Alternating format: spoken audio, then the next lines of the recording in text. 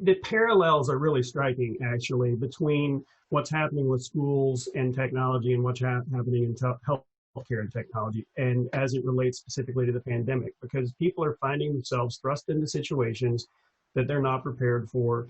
And what you're seeing is a huge amount of variability in practice, a huge amount of uncertainty in what you need to do, can you do it, a major lack of the technological capability to support both at the school, but even more so in the homes, a lack of connectivity, a lack of bandwidth, a lack of devices, even just the environment, a lack of a private space from which to participate in remote schooling. Same thing with things like telehealth. I think when you look at what we've seen as telehealth has scaled rapidly across the country, is it's uncovered some really important shortcomings, similarly to the school situation.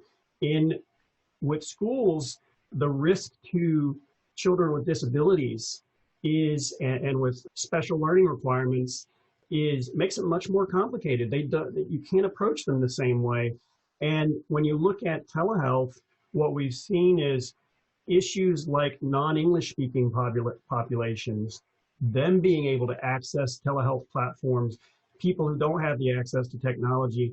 The expansion of telehealth has really shone a spotlight on some of the shortcomings with regards to really impacting the access to care that was originally the biggest focus of telehealth when it was conceptualized. It was really going to reach out to rural areas and disadvantaged populations.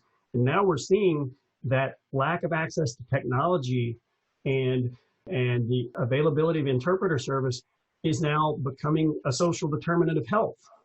And that, I think, is we need to focus on addressing and overcoming these really core central barriers that are preventing us from making progress in some of these areas. And we need to really focus on developing some standardization and understanding what is the best practice. And to your point, that requires data, it requires research, it requires understanding of what's the real value, the real impact, and what are some of these unforeseen consequences that people may not have predicted. And we really need to focus our energy on that sort of integrated approach and getting that information.